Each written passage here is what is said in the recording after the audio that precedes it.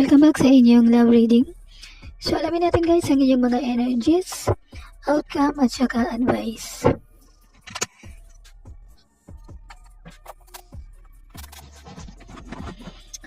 Libra, meron po tayong The Grind. Supportive kayo sa tao mo. So yan, meron din po tayong Enjoy the Ride. So enjoy lang po. Hindi naman po yan permanente. Maganda o hindi, enjoy mo lang. Meron din tayong projection. Parang may nanggagaya sa inyo. Or kung sa isang relasyon, parang illusion lang. May tao dito na nangangarap. Clarify natin guys.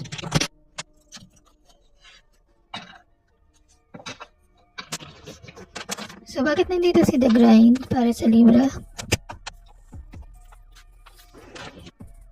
Libra, meron tayong The Devil, Six of Spades, at saka Nine of Clubs. Hindi naman po para sa inyong lahat. May person po, may addiction. So kayo na lang kumanam, maraming klase po yung addiction. So para sa ilan nag-transition na, papunta na kayo sa tamang direction. So may natutunan na po kayo sa nakaraan. So sabi nga dito, you are ready to receive and receive the love.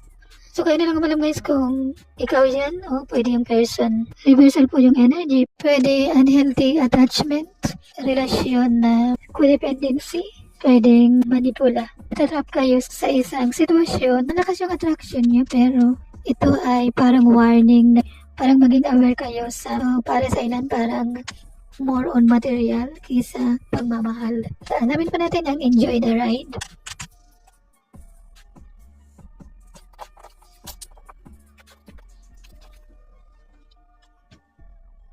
Meron tayong The High Priestess, Ten of Hearts, Two of Clubs. Ito naman ang ilan sa inyo eh. Nasa sa inyo na may father or mother figure. Baliktarin nyo na lang kung sino sa inyo.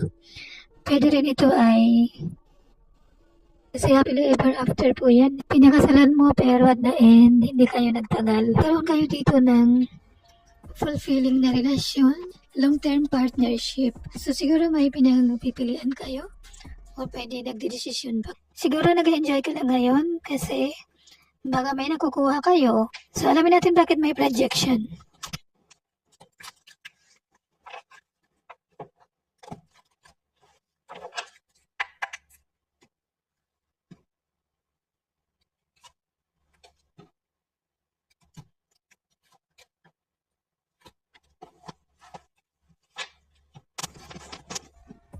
Libra, meron tayo The Lovers, Temperance, Seven of Speed. Pwedeng soulmate mo ito or twin flame. So kung ikaw ay single, ito pagdating sa isang relasyon, be practical kung sino ang pipiliin. So pagdating naman sa marriage, pagkikipag-kompromiso, yung pagbibigay ng saka maliwanag isang tao na dishonest. Kung kayo daw ay marriage, ito ay ang pagbabalanse para sa inyong dalawa. Parang paghanap ng middle ground sa mga disagreement. At saka pag single naman, ito ay ini-encourage po kayo na pagbabalanse sa pamamagitan ng pagpili ng isang tao. At saka ang prioritize para sa iyong sarili. Okay? Ang winawarning po sa inyo ng barahan, maging mapanuri sa mga taong hindi sila honest. At saka yung mga taong, kung napipil nyo talaga na hindi na para sa inyo. Okay, bottom up na deck na, isa siyang tao na big sa disiplina. Hindi siya masyado nagpapakita ng emotion. At saka yung isa, okay, so dalawang tao yung nagpakita. So yung isa naman, page pa siya. Dito, since naka-reverse, so isa siyang tao na kulang sa commitment, parang may pagkainip sa samahan. Sinasabi po dito parang isang partner na hindi po siya pang long term at saka hindi siya pwede mag-settle down kasi ginagawa lang sa iyo ay binibigyan ka ng pressure. So parang ganun. So para daw sa mga in relationship, nagsisignal po ito na kailangan ng effort para magdagdala ng passion para sa inyong dalawa or maibalik ang inyong nakaraan. Sa mga single naman, sabi dito clarity. So kung ano daw talaga ang hinahanap mo para sa isang partnership. Meron tayong energy ni Capricorn, Sagittarius, Gemini, Cancer, Air, Fire, Water, at saka Earth. Kung may mensahe si person, alamin natin ang kanyang mensahe.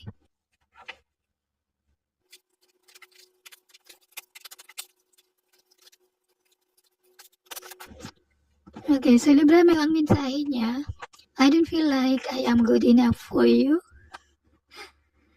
Affirm ba yun? Meron din tayong life is more beautiful with you in it. Okay. Meron din tayong may sorpresa ako sa'yo. And the last one, my love for you has no limits and it's always growing. So, magandang samahan nyo dati. Advice.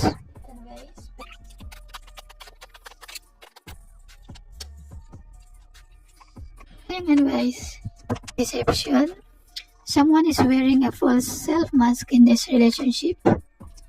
Ayan, Libra, nakadalawa na po kayo.